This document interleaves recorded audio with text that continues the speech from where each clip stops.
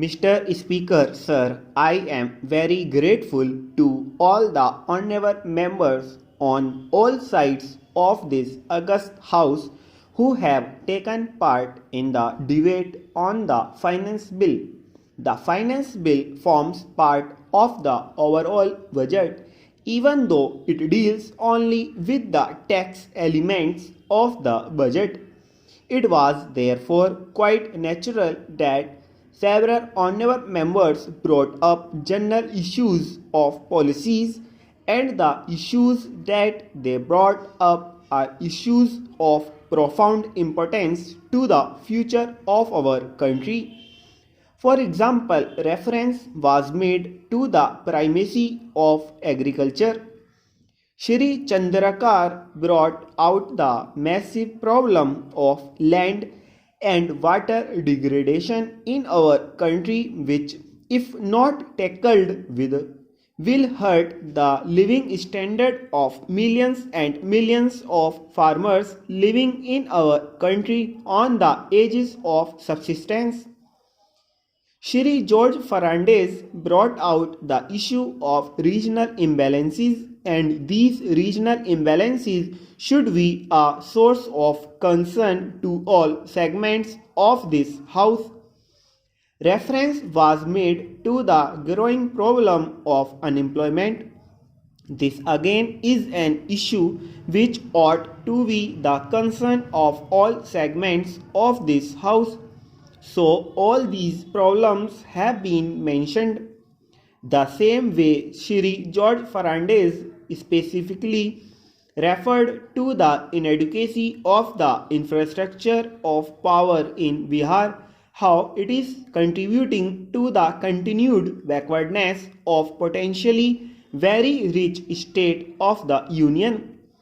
All these are very live issues, and these must be tackled if this country is to achieve its full development potential. If the aspirations of the people of this country for a better tomorrow are to become a living reality. But how is it to come about? I submit to this august House that these aspirations cannot be given a living reality if the fiscal mess in which we have got into it not set right.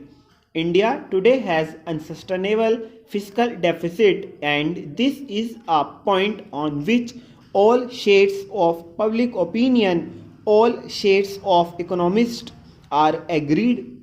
You can go on quarreling as to how this fiscal deficit came about, how it gave rise to sustainable foreign exchange deficit.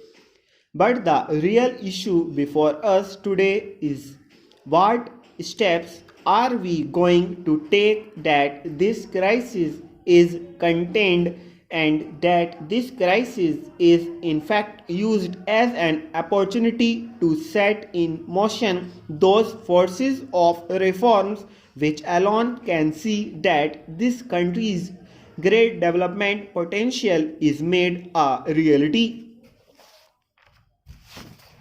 I submit to you that by presenting the budget in this House 6 or 8 weeks ago, I do not claim that I have performed wonders. But if you look at the situation that this government inherited, it was a situation of almost certain default on international obligations. If we had not acted the way we acted, you have my assurance India would have by now been declared a defaulter.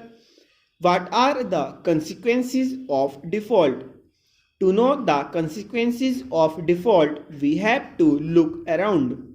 What has happened in Latin America? What has happened in Africa? Once the country defaults on its international obligations, nobody would touch it. They have to import on a cash and carry basis. Nobody gives credit. Even after that, I think sooner or later these countries end up with a hat in hand before their international creditors in the IMF or Paris Club or London Club. We have prevented that situation. It has been the sincere effort of our government that somehow we must keep the honor of this country intact and also our unblemished record of holding of our commitments intact. I think that unblemished record must be maintained. I do not submit to you that we have succeeded in doing that. But I am not promising you that if this country goes on spending the way it has been spending, if everybody says that subsidies should be increased, and if everybody says that the tax rates must be reduced, and if the productivity of investment in this country remains as low as it is today. I do not promise you that there is divine law which would ensure that India would not face default if we continue to do all these things.